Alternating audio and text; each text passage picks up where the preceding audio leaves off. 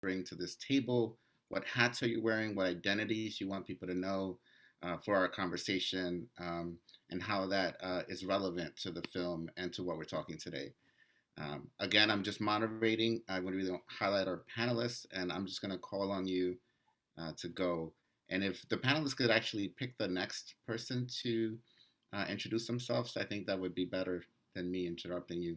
So, Jesus, I know you closer in my box since I've worked with you before. So, Jesus, why don't you go first? Cool. No, thank you, David. Always good to be in spaces with you. My name is Jesus Holguin. My pronouns are they, them, or ella, or anything as long as there's not a negative intent. Um, I can say some of the hats that, so I can say I've been organizing since I was in high school. I like started my recycling program when I was like in 10th grade. And from there got led into like saving energy and then eating healthy, and then from eating healthy really got into food justice and environmental racism, and like how like our neighborhoods are set up, not for our success, but for our detriment. And so I've been doing that since I was 15. I am now 27, so for a good portion of my life. And as for the hats I wear, I am a part of this community organization called the Racial Environmental Justice Committee, which is an organization that works to bridge. Sorry if you hear the beeping in my background because it's like an alarm going off.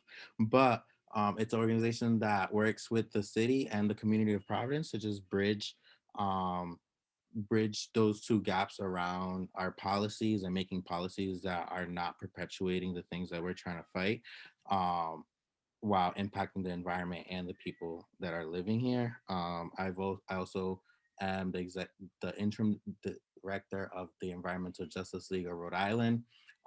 Through there, I've done a bunch of environmental justice education to like high school folks.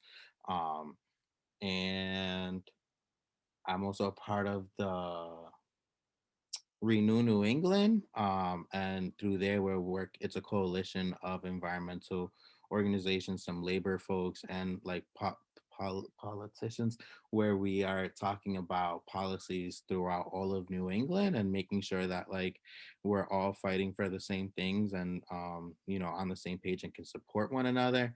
My last one is I work at Youth Pride, which is an organization that focuses on creating safe spaces for LGBTQ youth and gender non-conforming folks. And holistically, I think all of those things are all part of environmental justice and like doing environmental work. And so like what I'm bringing here is like my aim in Providence as a community member is to create holistic safe spaces. So like not just spaces, like spaces where you have access to clean air, clean water, clean good food, but also spaces where you're not being policed for your skin color, your expression, or who you love. um, and I think I'll leave that there, and I will pass it to like my yellow buddy Ceci. To yellow walls. Thanks, Jesus. My name is Ceci. I use they and them pronouns, and also ella in Spanish. Feeling super grateful to be with this like crew. I feel like we've bonded or connected and just sharing some preliminary conversations. Uh, and yeah, I think in sharing how I'm entering this space, definitely like wanting to acknowledge too. I feel like I come from to this conversation from definitely like a space of privilege as well as like I haven't really experienced intimately a lot of climate crises, or for me I feel like it affects me a lot like emotionally, but I was raised middle class, and also part of why I'm on this panel is because I went to Brown, which is in Providence, and so I had access to an Ivy League education, and so just wanting to be upfront about those privileges, which have definitely impacted how I move through this world and how I experience different systems or different forms of violence. And for me, um, yeah, I really love working with like the earth and in community, and feel really blessed to belong to such a vibrant queer and trans, Black and Brown community. And I think I carry a lot of that like with me. And for me, I think a lot of what has like propelled me into like how I address or like move in facing climate crisis, I think I find the most hope when I'm working like in community towards and with like the land towards some type of like regeneration. And I think that for me feels like a way in which like we prepare ourselves for like the impacts of the climate crisis, as well as like building a lot of these connections with ourselves, with the land, with non-human animals. And yeah, I think that's all I'll share for now, and I'll pass it on to Adrian. Thank you. And also thank you to the Providence Public Library for having me. My name is Adrian Huq, and my pronouns are they, them. I'm actually not from Rhode Island. I'm actually from Connecticut. And I'm an 18-year-old undergraduate at Tufts University. And I think I'll just start from the beginning for how I got into this. Similar to Jesus, I've been part of environmental work since I was in high school. And I like to attribute my kind of awakening around the environment to really my elementary school days. I definitely growing up, I had a really just a sense of responsibility around waste management and recycling. Similar to Jesus, I was really, really passionate about recycling through like elementary and middle and high school. So I would definitely, encourage my peers to always recycle. I also expanded that to like food waste. I would, make these food share tables in my school so we didn't have to throw away so much and bring extra foods to the local church, and also try to push those recycling initiatives in my school district.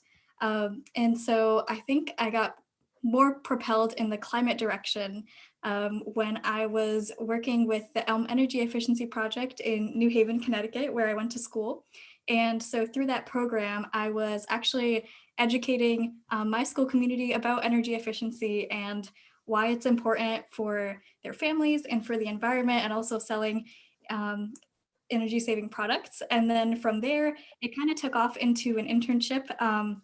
Myself and my supervisor expanded it through some more grant funding, and we were able to expand that to even more schools in the New Haven, Connecticut area.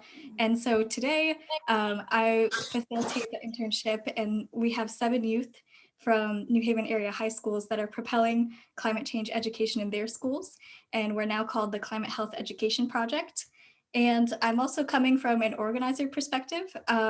So since 2019, I've been the co-founder of the New Haven Climate Movement Youth Action Team, and we push for especially local action on the climate crisis, which includes like bold policies and investments to really tackle climate change and climate justice. Given, Connecticut is a coastal state and New Haven is a coastal city, there's going to be a lot of challenges, and there are already a lot of challenges that we face due to climate change.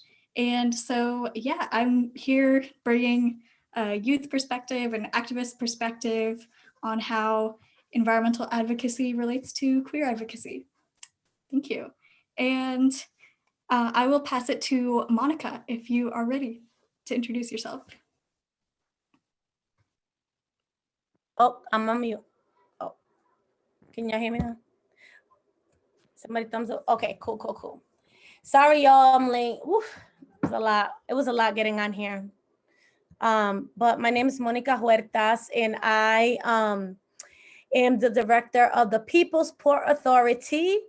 I have been working in environmental justice for about 5 years now.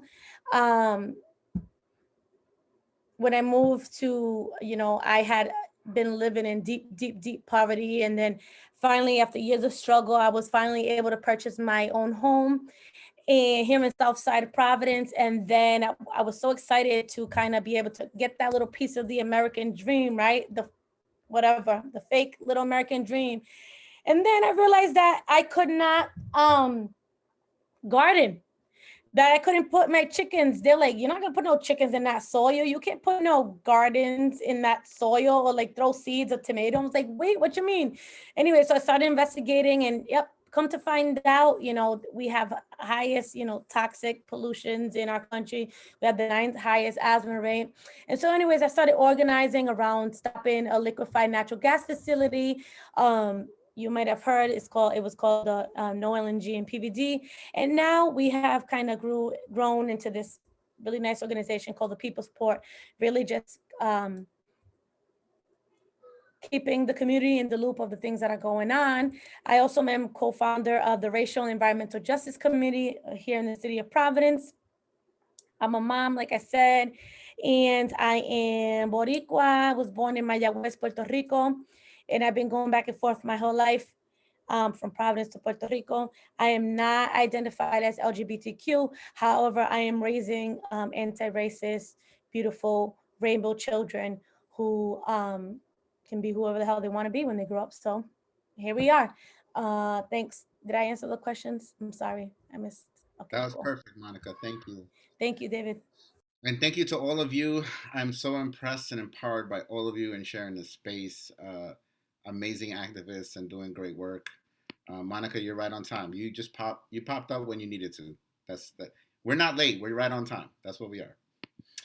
So I'm going to start the panel really quickly. I don't know if Kate mentioned, if you have any questions that come up for you during this discussion, just type them into the chat. We're going to have questions and answers later in the event. So we introduced ourselves. Now I'm going to kind of talk about a little bit about the film. Well, you are. So this film is set in California and Puerto Rico, for those of you who have seen the film. Two very different communities. Shout out to those communities for those that are joining us. Very different, but they're linked by devastation that was caused by climate change, but they also share some context, historical context, with the Spanish and colonialism. And I just wanted to ask the panel, as kind of a further exploration of the first question, is what did that bring up for you as far as identities and the identities portrayed in the film, and what tensions surfaced for you? So what did you relate to that kind of dynamic in the film? And actually, I was kind of opened that up to the panel for who wants to answer that question, because we all introduced ourselves. So.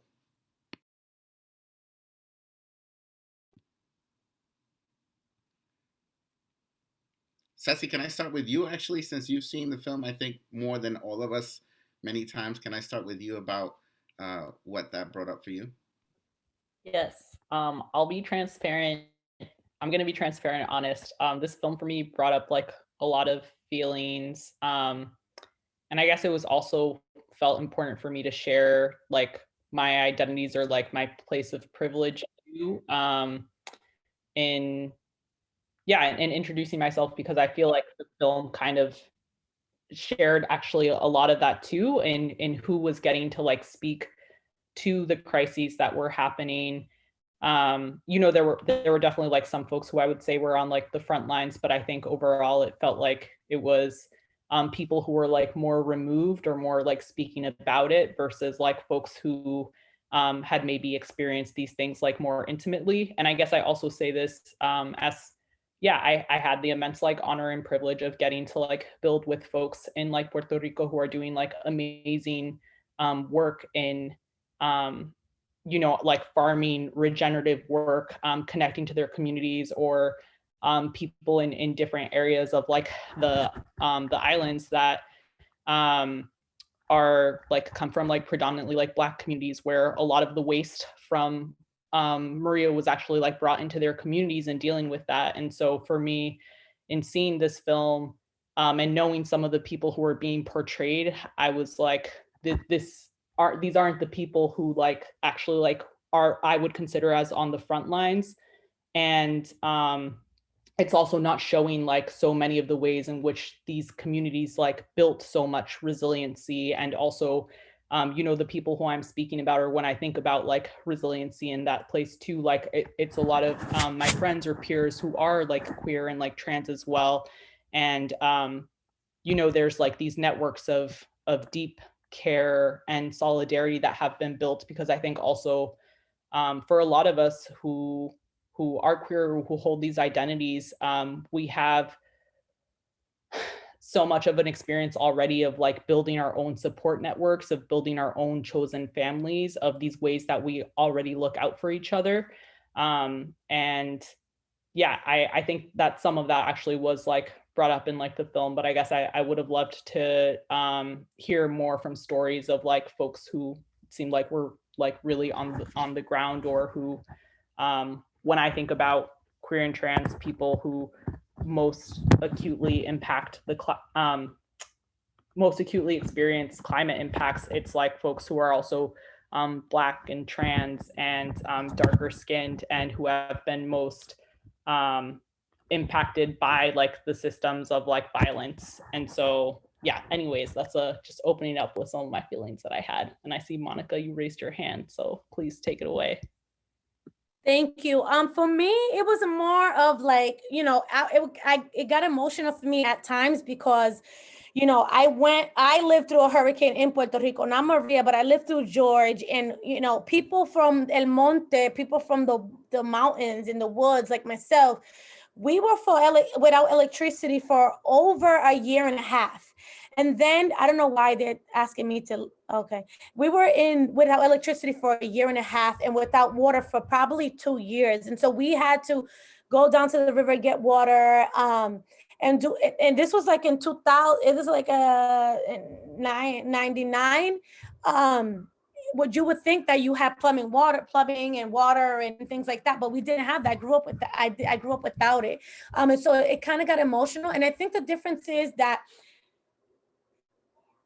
it popped out to me is like mutual aid, the difference between mutual aid and like receiving a government handout. And so I think that, which we are all entitled to, right? Because the government hands out thousands of dollars to like millions of dollars to like billionaires, right? So we obviously the money that we're entitled to, but it didn't come fast enough or even at all when it did. And so people from all walks of life were coming to the island, or, you know, go into the specific parts where they were impacted, like San Lorenzo and where there's and Loiza, where there's the mostly Black folk, but those people were not. So I would agree with Ceci in that part, that those people were not highlighted. And then also, you know, there's this idea of what a trans person looks like that is very transphobic, I guess is the word that exists in Latin culture and in Puerto Rican culture, where they have to be very like, you could be trans if you want, but if you're gonna be trans, you have to be like light skinned and skinny, and you have to have blonde highlights, you know, type thing. And so I saw that in there a little bit. But anyways, I think it's just like a difference between like mutual aid, and I think that mutual aid, I think there was talking with the experience of like bringing mutual aid, but then also it like pisses me off that, like, you know, I want to go and be able, I have acres in Puerto Rico, and I can't afford to live sustainable like some of these white presenting people were in the film that had a little bit of money, or maybe a lot of money, I don't know, but we're able to go and live like that, because you need money to live poor, to live sustainable. So it's just a catch-22, you know? So those are some of my thoughts. Thank you, Monica.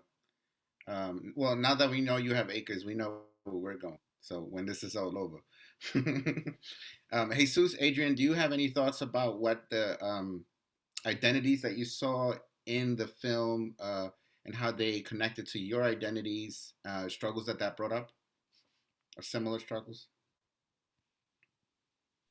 Adrian, if you want to take it first, I'm making space. Yeah, sure. Thank you.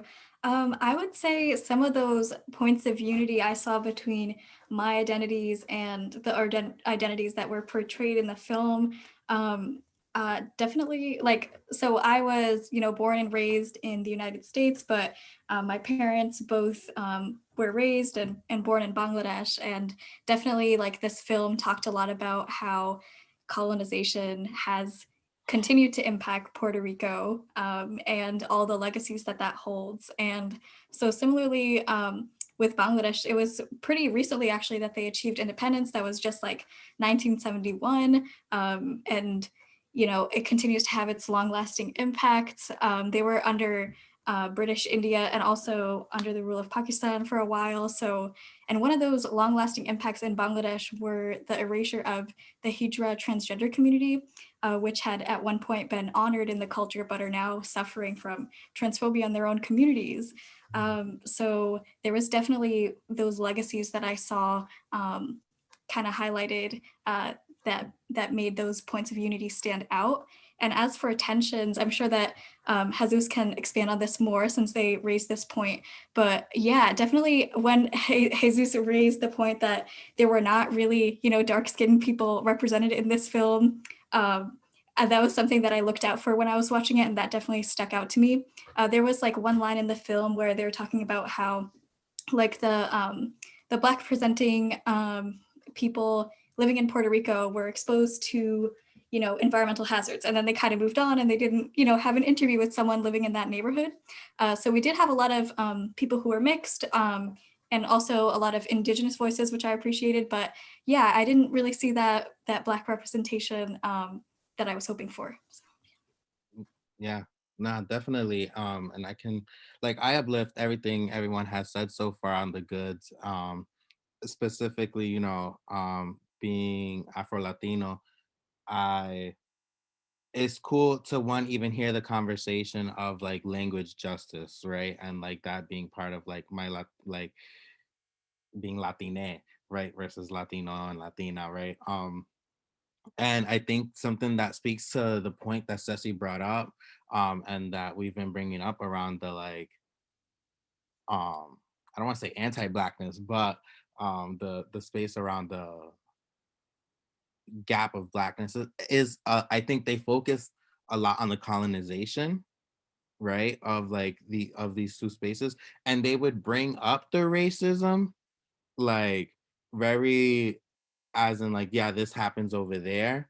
And so when the conversation wasn't coming from the folks who were experiencing the climate change and racism, it was from the folks who were able to have the awareness and live that life, which speaks to what Monica was speaking to around having that access to be able to be projected.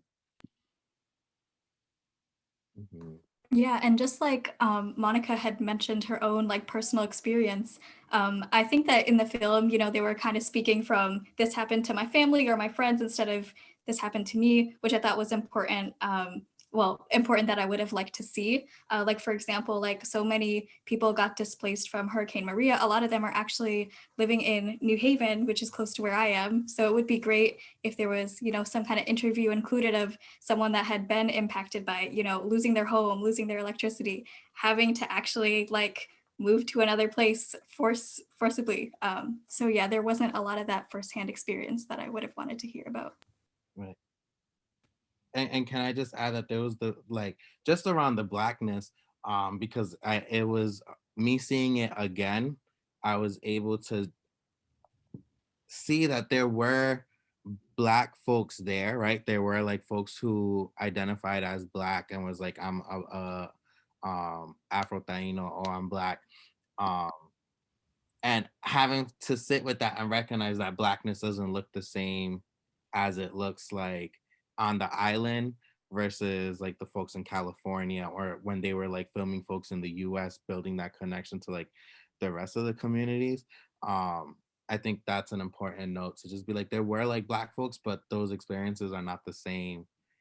They look the same on the island versus on the mainland.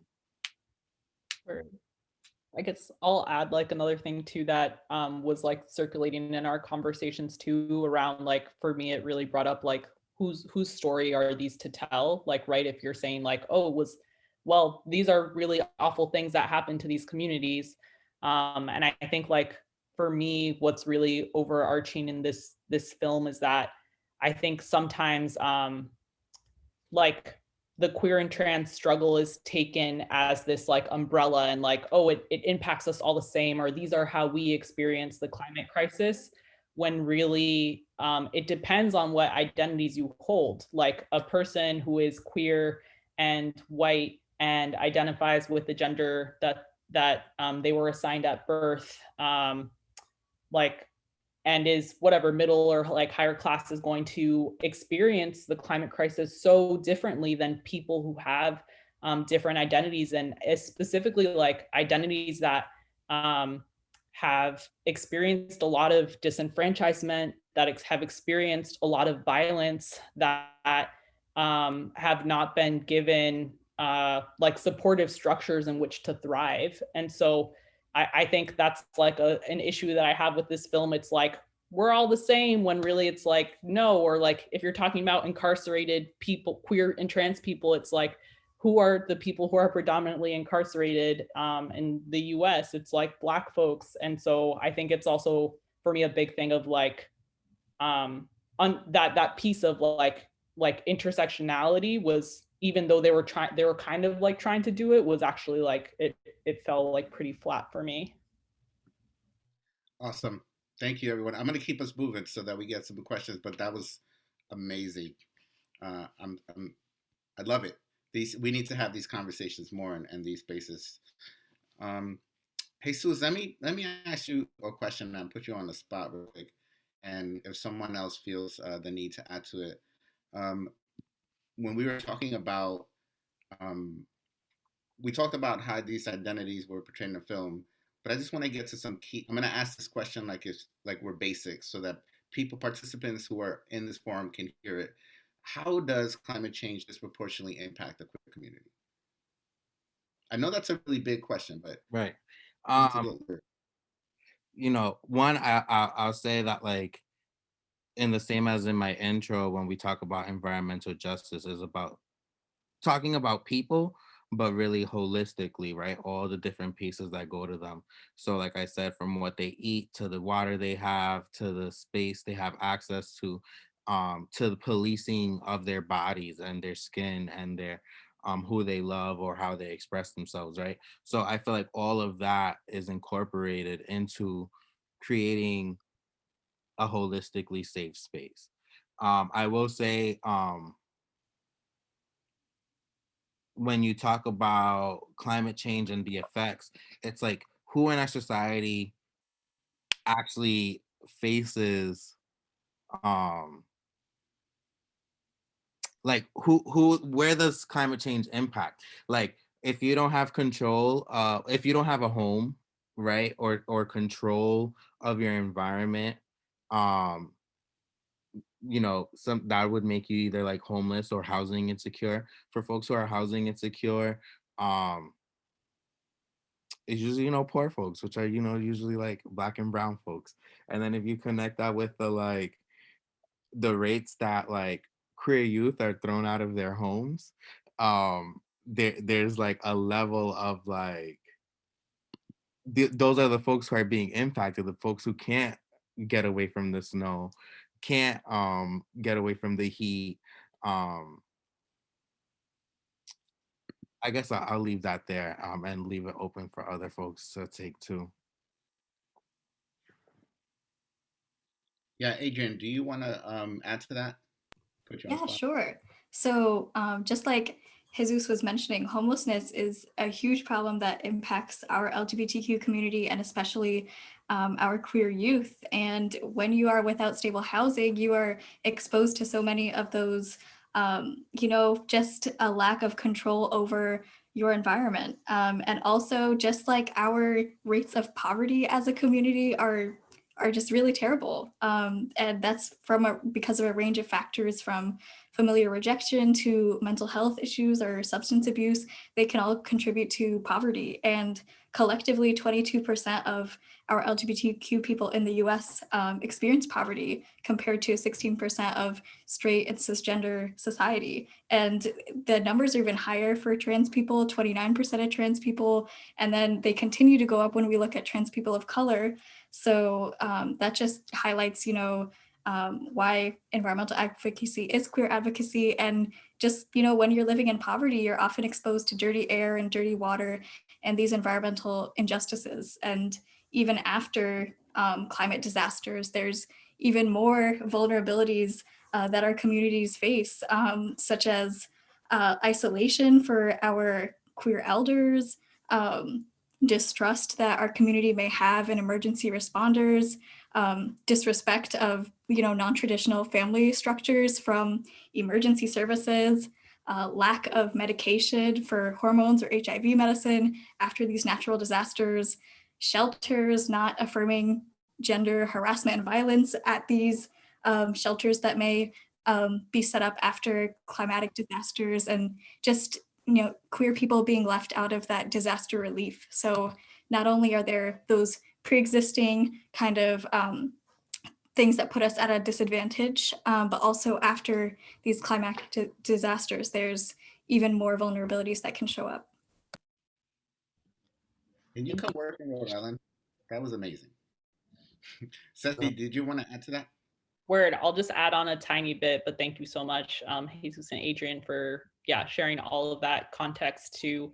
I think when I think of like disasters or crises too, for like queer and trans community, a spot that like I feel like hit me very like tenderly, which maybe resonates with other folks, was when like the Pulse shooting like happened. And for me, I think about it's like we have so many legacies in our community of creating these like sacred spaces for us of like these dance floors, these or community altars or living rooms or like what have you, but these spaces where we can be our free and our fullest selves.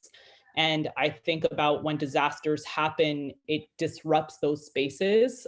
We've created so many spaces of like refuge for ourselves. And so when crises happens and it disrupts those, as Adrian was saying, like we're exposed to so much of the violence that we've sought to like protect ourselves from. And so that's something that, I think I always like that night, I know like still sits like very like tenderly with me when I think back to it. Right. And I think, I'll just add that I think that connects to what Monica said around like the mutual aid, right? And like the difference of what a mutual aid looks like coming from community versus coming from a government, and just like what that looks like to access for help and like that safety. I feel like they're very entwined in there. Well, speaking of that, I'm going to ask Monica this question because I know, Monica, you've been working a lot on uh, inclusion in the environmental justice movement here, and I know all of you are, but I know that every time I hear Monica's name, she's at a meeting with these people and these people over here, trying to make sure that voices are heard. So I'll ask Monica and Ceci this question together. Why is the queer voice needed when you're talking about environmental justice, and what is the problematic, maybe heteronormative, homophobic problem that could arise if the queer voice is not included in policy and environmental justice moving forward? Damn, that's a heavy question. It's a big question, but yeah, I am always like making sure, cussing this one out, telling this one like do this, do that. No. But the thing is, all of us need all of us to make it, right? And so if we even leave one section of our population, what we come up with is going to be crap, right? And so I always say this, right? We have the solutions, right? In general, as a society, we have a lot of the solutions for the problems that we're facing. These things are nothing new. There's whole countries that are practicing, these very things of environmental sustainability and things like that. The problem comes when we don't have people's lived experiences. And in this case, we're talking about the LGBTQ community, right? When we don't have people's lived experiences, LGBT communities' lived experience on a particular subject, this case, environmental justice, then we're leaving out all those fine details that we can't say because it's not our lived experience, right?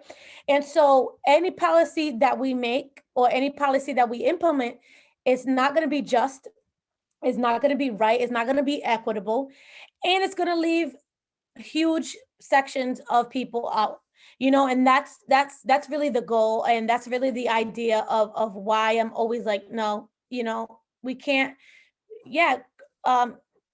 plastic, it's great to ban plastic bags in theory, right? And it's great. I'm an environmentalist. I want to ban all plastic bags. But have you seen that 25 and they're only 10 cents, right, each, but 10 cents for a single parent, or 10 cents for a person that had just been kicked out of their house because they came out as whatever, that's a lot. That's a lot, so, people got to think about those fine details that you're not going to think about because it's not your lived experience. And so that's why we have to have people there. All of us need all of us to make it. And so we need all of us, literally.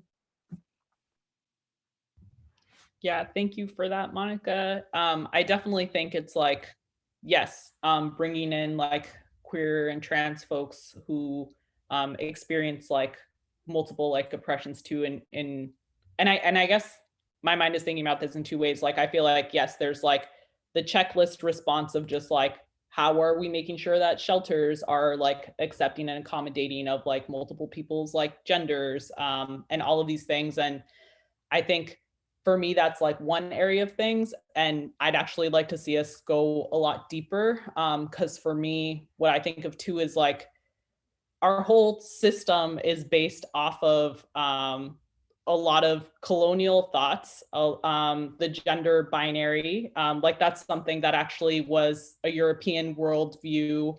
Well, whatever, I'm not going to go into the full history of it, but essentially when colonization was happening, that worldview was created. And there were actually like, before that, there were like, so, queerness, trans identities, these things have always existed. These things exist in our natural world. And so for me, like this conversation is about like, I think actively being queer, active, and for me, I'm also identify as gender nonconforming. It actively disrupts so many of these things that we're taught that we just have to like accept or inherit or live in. And I do think that there's a lot of ways as like queer and trans like folks in which we are recreating our relationships to ourselves, to our bodies, to community, to the land. And I think that that is actually where our conversations need to be heading towards. We're at a place where so much is unstable. So there is so much violence is just like has been overflowing after all of like these years. And I think that we have this like opportunity to be like, how can we have different relationships with ourselves, with each other, like with the land. And yeah, I would really love to see more of like more conversations or space that actually can bring up hold that truth. I'm so glad you brought that up because that was a question that I wanted to ask. And I just want to remind folks, if you have participants in this call, if you have any questions, just put them in the chat. But in the film, there was this beautiful person talking about the two-spirit notion in the Native American community. And they were from the Native American community, acknowledging that we might not have that specific community on this panel. They were talking about how homophobia and the boxes that we were put in is connected to white supremacy and how that came from colonialism. So Ceci, you just touched on that perfectly. And so that was the question I was going to ask next, was like, how does queerness allow for a better world? I mean, I think Ceci, you just connected it, but if anyone wants to add about maybe just adding to Ceci's thought, you can.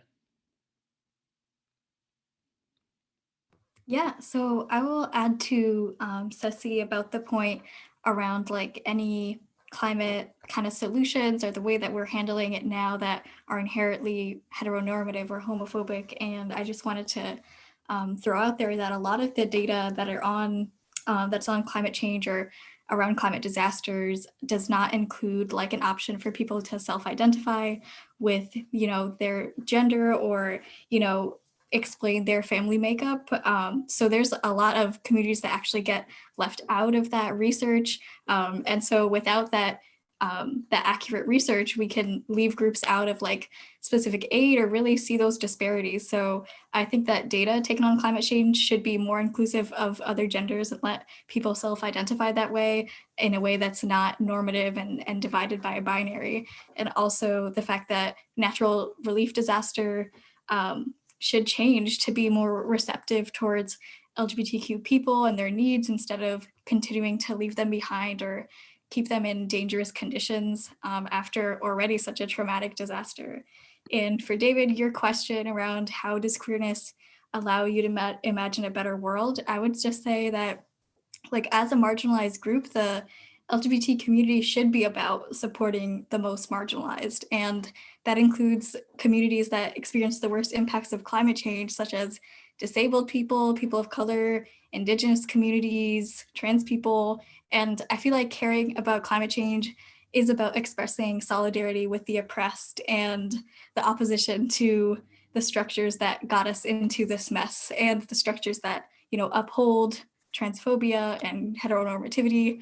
And so when we as the community come together from different communities ourselves to fight for our rights, we have created, a force united in liberation. And we should do that same thing when it comes to climate change. And just in general, like learning about concepts like environmental racism and climate justice helps you really understand the ways that oppression is totally experienced. And that includes, from heteronormativity to environmental justice. And just overall, I feel like this is a quote from an LGBTQ activist and author whose name is Adam Eli. And he wrote that queer people anywhere are responsible for queer people everywhere. And I think that's important because, especially in the US, I feel like we're super US centric, especially when it comes to, LGBTQ equality and really focused on like marriage rights when there's, so many other issues.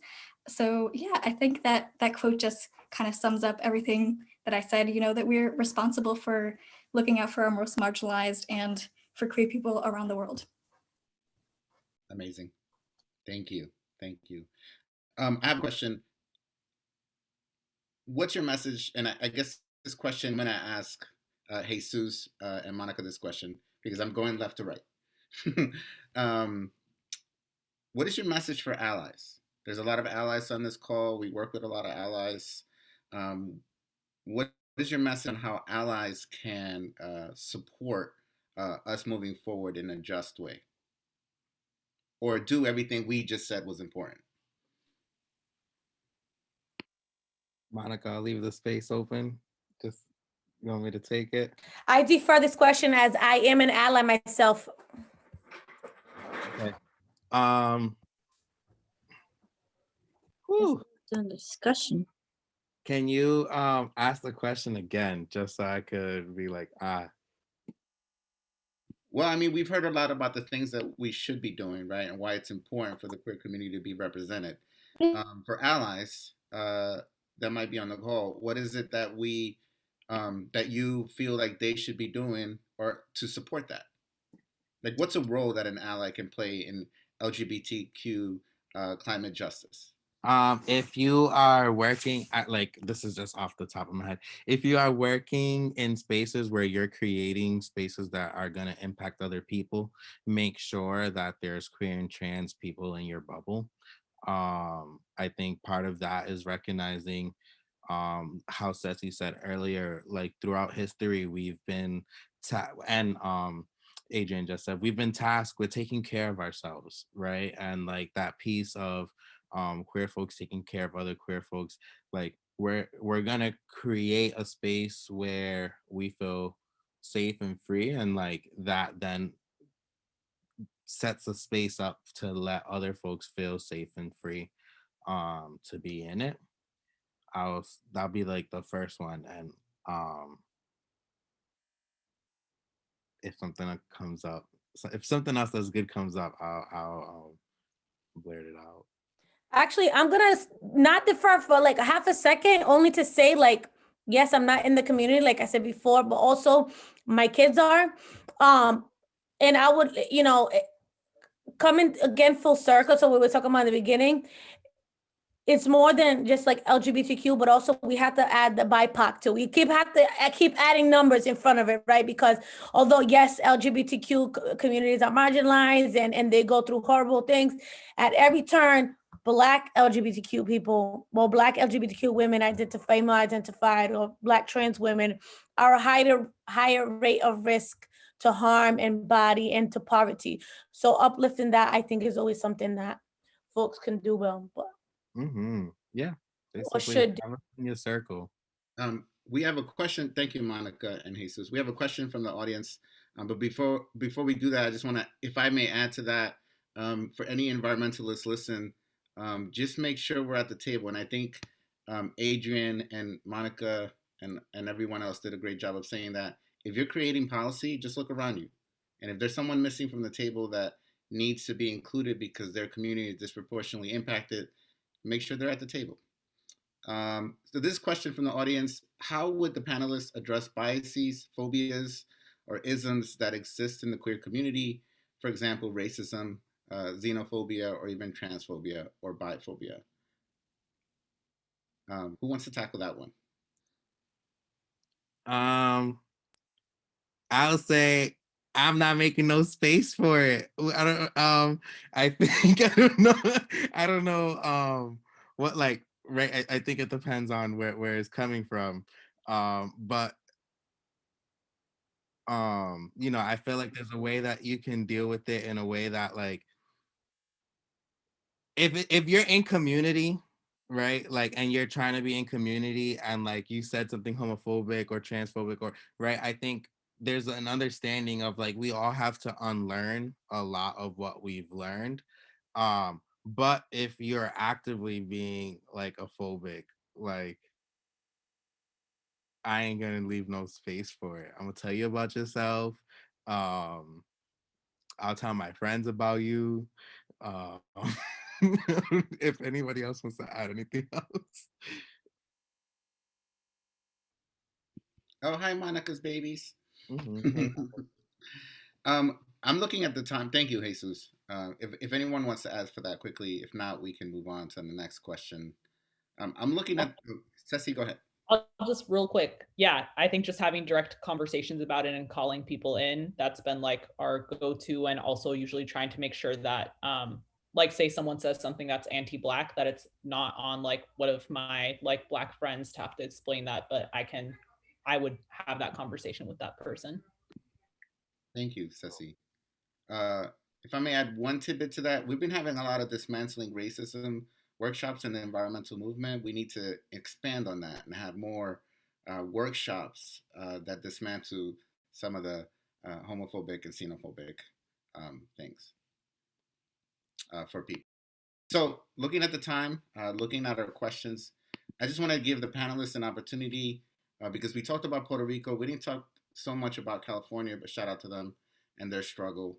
But I wanted to give the chance to the panelists to talk about some of the local projects that they're working on and how what we talked about here in the panel looks for them. So plug the work that you're doing or give examples of how that looks. I know you're busy. I'm about to give the plug. Y'all don't give the plug, I get the plug. So everyone, so like I mentioned, I am the director of the People's Port Authority, and you can like me on Facebook at Monica Huertas. My name is right there, Huertas. All the good things that we're really doing in the port. Your donations will be appreciated. Also, I am the chair of Renew Rhode Island.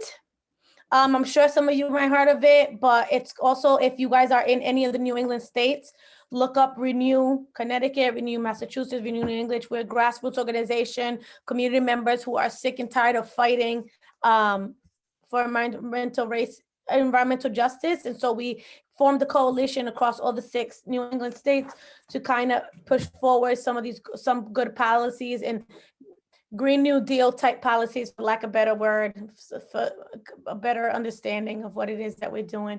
But we're proposing radical changes in policy for housing, jobs, and clean water and clean air. So that's renewri.org. Thank you.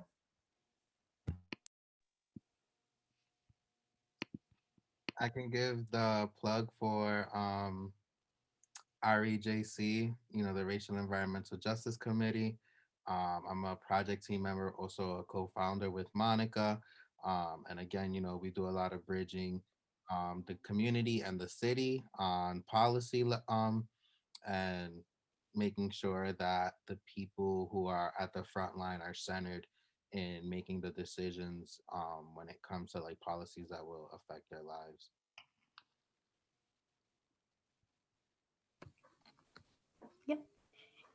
Thank you. And I mentioned the New Haven climate movement. You all are probably from Rhode Island, so maybe this is not totally applicable, but you can feel free to check out our website, newhavenclimatemovement.org, and our social media at New Haven Climate Movement. And some of the things that I'm most involved in with them right now is pushing for interdisciplinary climate and climate justice education in New Haven Public High School. So that's a really big fight we're pushing for right now to the New Haven Board of Education. Some other projects that we work on in the New Haven Climate Movement is pushing for a Connecticut Green New Deal, pushing to electrify more buildings in New Haven instead of keeping them on fossil fuels. Yeah, and also for the Climate Health Education Project, if any of you are educators or if you know educators, our website is full of different climate change education resources that you could use in the classroom. And we have them organized by subject, so feel free to check that out. And yeah, we're also on social media at CHEP New Haven, Connecticut. So yeah. I'll jump in real quick too. So one of my hats is I'm the executive director of BK-ROT, and our team is essentially composed of youth and young people who bike around to collect food scraps from businesses and households and transform it into compost, and operating all out of like public space. And this is based in like Lenape Canarsie lands, also known as Brooklyn, or mostly in Bushwick. And that definitely feels like climate justice in action to me. The youth and young people that we work with are all like Black and brown youth. And it's, yeah, I love it. And I'm also right now working on co-launching a queer and trans BIPOC herbal farm that is also rooted in like regenerative like land practices also in the Northeast, and a lot about how do we I hope all of y'all visit eventually when we are up and active. Would love to have y'all. But yeah, re-envisioning a lot of our like relationships also like to the land and to the earth. And I'll also right here, I wrote in my notes too, just as part of BK-ROT, we're also part of like New York Renews, which is a coalition of over 200 different groups that are fighting for like climate policy in New York State. They actually passed what's like seen as like New York's Green New Deal a couple of years ago, and now we're moving forward legislation this year, or trying to, that makes polluters pay in order to fund the just transition. And so I think there's so many things that we could even exchange across this panel, or from like Providence to New York, and like advocacy work or how we do this. So I'll just drop those names in the chat too. Shout out to New York and to Connecticut. I just want to add, Sierra Club is doing some things. We are proud supporters of People's Port Authority and all the work that the RJC are doing. We're going to be working on some projects this year, connecting youth of color to the outdoors, hiking and stuff like that. I think it's, given the pandemic, we'll see. But I really believe in connecting resources to our communities. So shout out to that. And shout out to Youth Pride too. Jesus, I know you mentioned that earlier. I have a lot of love for that organization. I think before Kate just says the last words, thank you again to our panelists, to our members, to the people that are on this call. I'm really impressed with all of you, and I'm empowered and re-energized by all of your energy, because I'm tired.